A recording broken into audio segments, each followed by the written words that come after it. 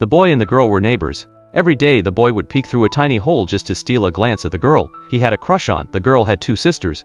All they cared about was getting into the royal ball and winning the prince her heart. The girl wanted the same thing, but as a servant she didn't really stand a chance. Most days, all she thought about was having a full meal. She secretly grabbed her favorite strawberry jam from the basket. One of her sisters saw how pitiful she looked and casually tossed her a piece of bread. The girl rushed back to her room, ready to enjoy her little treat. But soon, her sister noticed something was missing and came after her. The boy wanted to warn her, but instead he got lost, staring at her beautiful face, and forgot to speak up. Just as the girl opened her mouth to eat, her sister burst in and caught her red-handed. That was it, she got locked away in the cellar. Meanwhile, the boy and mother told him to sell their cow to some rich guy for a good price, but instead he got distracted by a magical shop and traded the cow for a plain-looking bean when he came home. His mother was furious. She tossed the bean into the trash and lectured him for hours. But overnight, that bean sprouted fast, its vine shooting straight into the clouds. The boy climbed up and found golden leaves everywhere, and a giant living up there. His mother didn't believe him, so he begged her to climb up and see for herself. But once she got up there, she was so overwhelmed by the golden leaves that she didn't notice the giant, and in one bite, she was gone. The boy, now heartbroken, waited until the giant fell asleep, then began plucking golden leaves. Before long he became a millionaire, and even bought himself a store.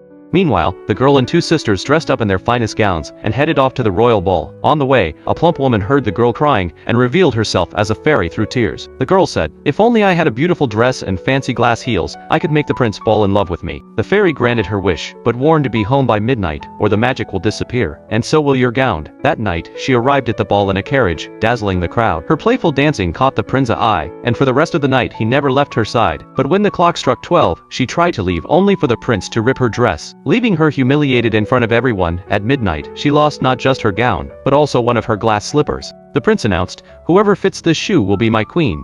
But moments later, he got distracted by another girl and forgot all about the slipper, which ended up sitting on a wine barrel. And the girl and second sister secretly swapped out the shoes. At the fitting ceremony, no one could wear it, until the second sister stepped up. Though the shoe fit, the prince could stand how ugly she looked, and ordered the guards to chop off her head. Then the eldest sister tried it on, but she too was executed for her hideous looks. Hearing her sister's screams, the girl stepped outside, only to run into the prince. But instead of joy, her heart sank. Why was this prince so obsessed with chopping off people's heads? The prince also sneered at the filthy ash-covered girl. He shouted, "Off with her head!" and chased her down with his guards. Cornered, the girl braced herself.